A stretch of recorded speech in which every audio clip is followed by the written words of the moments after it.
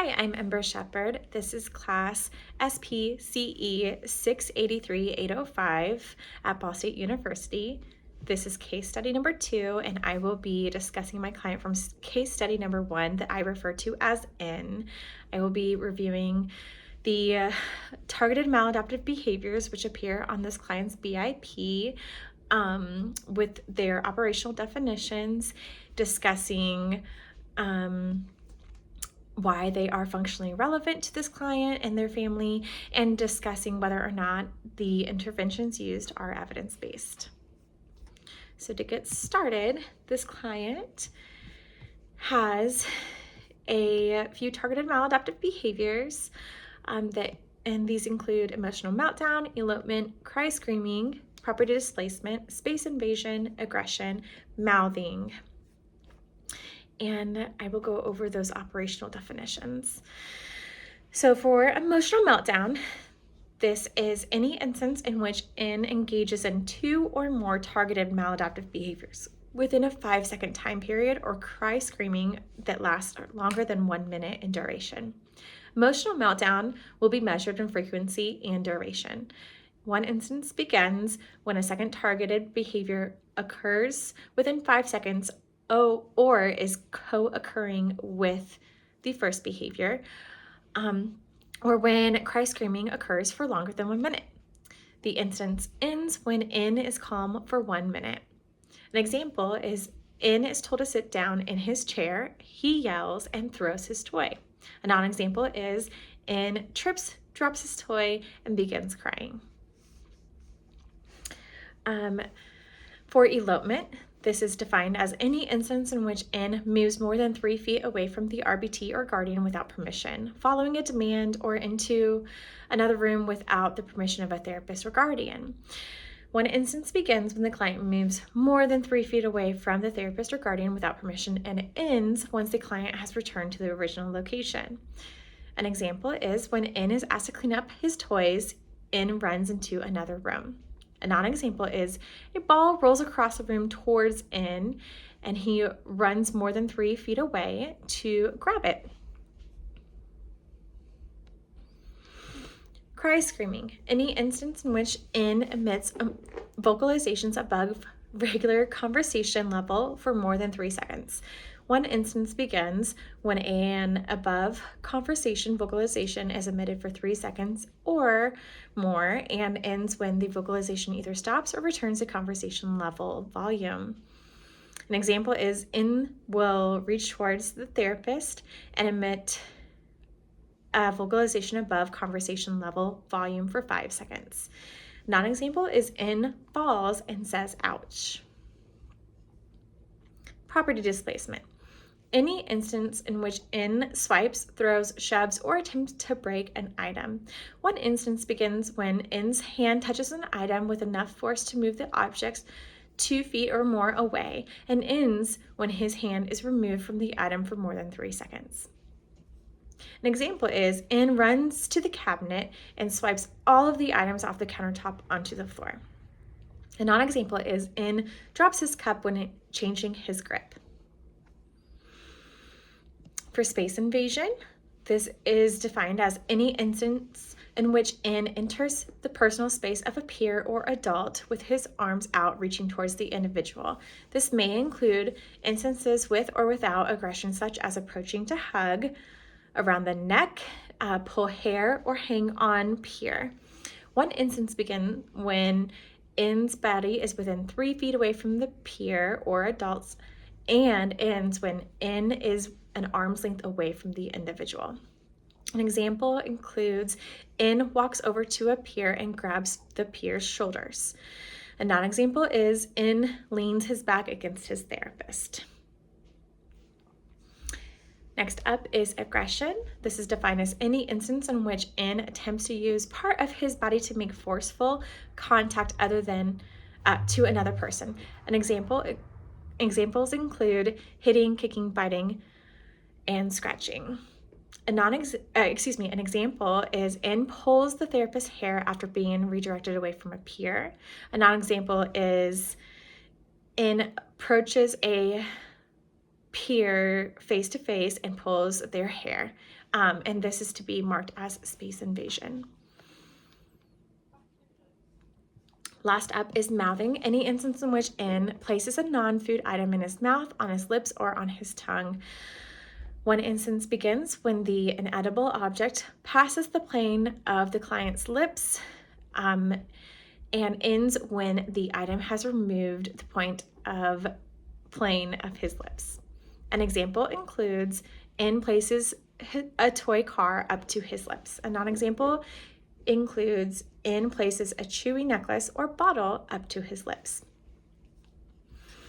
And the reason that we have identified these behaviors as targeted maladaptive behaviors is because in our initial intake with the client, his family had listed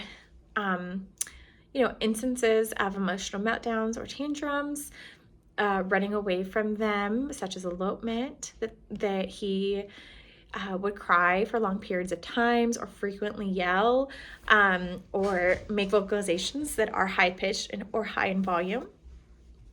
They also noted that he frequently would displace items or swipe items off of countertops or tables. And space invasion is not one that we typically see listed as a common targeted maladaptive behavior, but we listed this one and included this one in a BIP because the client often will approach peers and put his hands around their neck. And we separated that from aggression because we wanted to be able to see and operationally defined the instances in which he's approaching a peer with his arms out, or an adult with his arms out and reaching towards the individual. His parents had noted that it seems very intentional. He does frequently make eye contact with the individual when they approaches them. His parents distinctly called it cute aggression because he smiles and just like the other person is cute. Sometimes it appears that he is engaging in these behaviors not out of malice. Of course, we cannot define that or assume that, but we are able to define space invasion as being able to include instances with or without aggression. So anytime he approaches and enters the personal space of a peer or adult with his arms out reaching towards the individual. And it begins when his body is within 3 inches away from a peer or an adult, and ends when he is arm's length away from the individual for those reasons. And then aggression is listed separately just because we would often see intentional kicking, hitting, and biting or scratching during diaper changes or during almost non-compliant moments. And we wanted to separate those two because mom and dad were more concerned about the space invasion, especially where the client's hands would end up on the other individual. And then for mouthing, we had put this in place because during the intake, the parents had noted that the client engages in consistent mouthing, and he also has some eating differences and has a feeding specialist, and so he rarely engages in eating novel foods, and but he would frequently put non-edible items up to his mouth. So we wanted to document that because the parents wanted to just keep an eye on what he will put in his mouth, and also just for safety concerns about the items he was putting into his mouth. Okay, and so for the client, I have one behavioral intervention plan that I'm going to discuss, and we note in my BIP, I have noted the hypothesized functions, and we're going to talk about aggression. So with the hypothesized function of aggression is escape and attention. We note some of the antecedents that occur with a client prior to engaging in these maladaptive behaviors, and that is adverse stimuli, preferred individual giving attention to another peer, or lack of attention from an adult while he is reaching for an item. And so the functionally equivalent replacement behavior would be functional communication responding with an AAC device, choice board, ASL, or vocalizations. Antecedent intervention strategies that we have in place is using functional communication training, and that we will be modeling functional communication throughout the session and prompted, throughout the session. We will offer a choice board that could be used and should be used throughout the day, and appropriate choices should be added, modeled, and prompted. And then the last antecedent intervention strategy that I have is staying within the client's arm length away, just so that we can ensure, so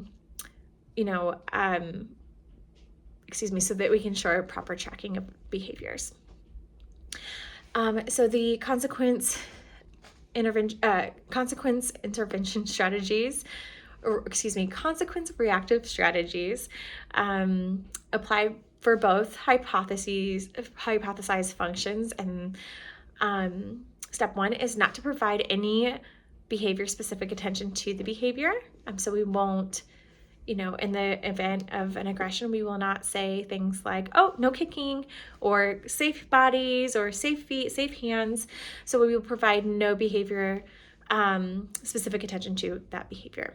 Step two will be blocking any further attempts of aggression by placing arms in front of the attempts to aggress with an open hand.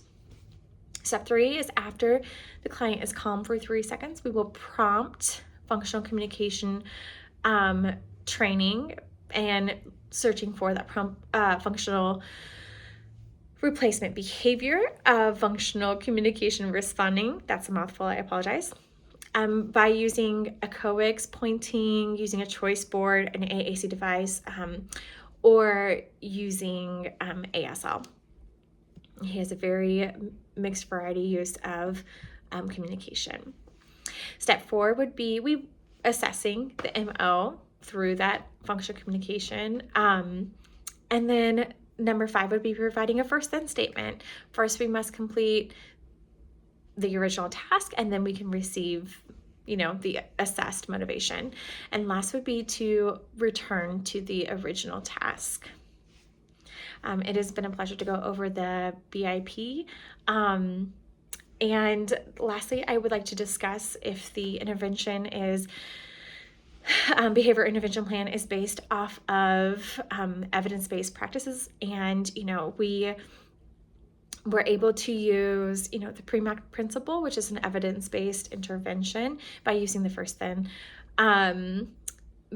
statements and assessing the MO and returning to the original demand. It's been a pleasure. Thank you so much.